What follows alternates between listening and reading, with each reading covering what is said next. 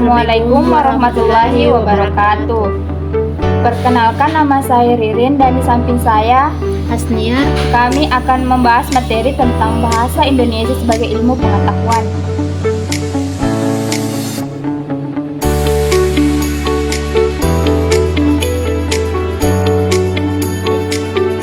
Yang pertama yaitu pengertian bahasa Indonesia sebagai ilmu pengetahuan adalah bahasa yang berfungsi sebagai alat untuk memahami dan mengembangkan berbagai bidang ilmu. Melalui penggunaan bahasa Indonesia yang baik dan benar, konsep, teori, dan informasi ilmiah dapat dipelajari serta dikaji secara lebih sistematis. Selain itu, bahasa Indonesia digunakan sebagai sarana untuk menyampaikan hasil pemikiran dan penelitian secara logis serta runtut. Bahasa yang jelas dan baku membantu penulis maupun pembaca dalam menalar isi teks sehingga pengetahuan dapat diterima dengan cepat. Dengan demikian, pembelajaran bahasa Indonesia mendukung meningkatkan kemampuan berpikir kritis, analisis, dan komunikatif. Hal ini menjadi bahasa Indonesia tidak hanya sebagai alat komunikasi tetapi juga sebagai sarana ilmu pengetahuan. Cabang-cabang bahasa Indonesia sebagai ilmu pengetahuan yaitu linguistik, mempelajari struktur, fungsi, dan penggunaan bahasa secara ilmiah, termasuk fonologi, morfologi, sistematik, dan semantik. Sastra mempelajari karya sastra dalam bahasa Indonesia, termasuk analisis teks, kritis sastra, dan apresiasi karya sastra. Tata bahasa gramatika mempelajari kaidah penggunaan bahasa yang benar, mulai dari ejaan, tanda baca, hingga pembentukan kalimat. Sosiologi linguistik mempelajari hubungan bahasa dengan masyarakat, budaya, dan konteks sosial di mana bahasa digunakan. Gramatik mempelajari penggunaan bahasa dalam konteks komunikasi sehari-hari, termasuk makna tersirat dan kesantunan berbahasa.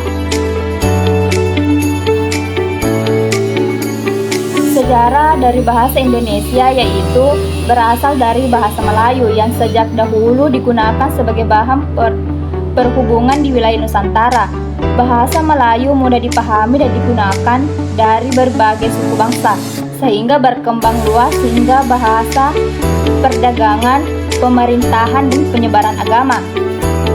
Perkembangan penting terjadi pada 28 Oktober 1948 melalui peristiwa Sumpah Pemuda ketika para pemuda Indonesia merayakan bahasa Indonesia sebagai bahasa persatuan. Sejak saat itu, bahasa Indonesia resmi digunakan sebagai simbol identitas nasional dan alat pemersatu bangsa. Setelah Indonesia merdeka pada tanggal 17 Agustus 1945, bahasa Indonesia ditetapkan sebagai bahasa negara dalam Undang-Undang Dasar 1945 Pasal 36. Sejak itu, bahasa Indonesia terus berkembang dan dibina sebagai bahasa resmi dalam pemerintahan, pendidikan, perkembangan ilmu pengetahuan, dan teknologi. Bahasa Indonesia tumbuh dari bahasa Melayu yang sejak masa lampau digunakan sebagai alat komunikasi antar negara di Kepulauan Nusantara. Bahasa ini juga banyak dipakai karena mampu menjembatani perbedaan suku dan budaya, sehingga lambat laun berkembang menjadi bahasa yang diterima secara luas oleh masyarakat. Pengakuan terhadap bahasa Indonesia semakin nyata pada abad ke-20, terutama ketika para pemuda menjadikannya sebagai lambang persatuan bangsa. Setelah kemerdekaan Indonesia, bahasa Indonesia diresmikan sebagai bahasa negara dan terus dibina serta dikembangkan untuk kepentingan pemerintah, pendidikan, dan pengembangan ilmu pengetahuan.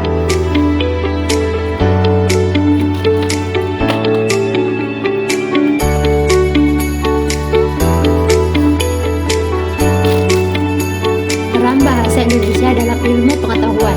Peran bahasa Indonesia digunakan dalam proses pembelajaran di semua jenjang pendidikan untuk menyampaikan serta memahami ilmu pengetahuan.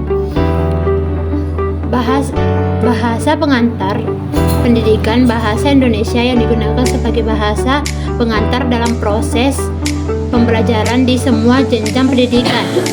Saran penyampaian ilmu pengetahuan bahasa Indonesia berfungsi untuk menyampaikan materi dan konsep ilmu pengetahuan secara jelas dan sistematik. Alat pemahaman materi bahasa Indonesia membentuk peserta didik memahami dan mengolah informasi pembelajaran dengan baik. Media komunikasi akademik bahasa Indonesia mempermudah komunikasi antara guru dan peserta didik dalam kegiatan pembelajaran mengajar. Mendukung berpikir kritis, penggunaan bahasa Indonesia yang baik dan benar, mendorong kemampuan berpikir kritis dan akademik peserta. Tantangan bahasa Indonesia dalam ilmu pengetahuan. Dominasi bahasa asing, terutama bahasa Inggris, sehingga bahasa Indonesia kurang dimanfaatkan dalam menyebab ilmu pengetahuan. Keterbatasan istilah ilmiah dalam bahasa Indonesia, sehingga sering terjadi penggunaan istilah asing.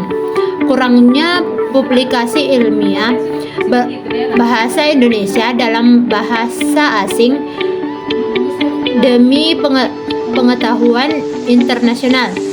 Kemampuan literasi akademik mengalami kesulitan menggunakan bahasa Indonesia yang baku dan ilmiah.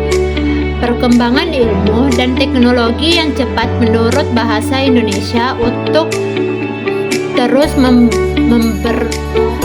memperbaharui kosakata dan istilah ilmiah.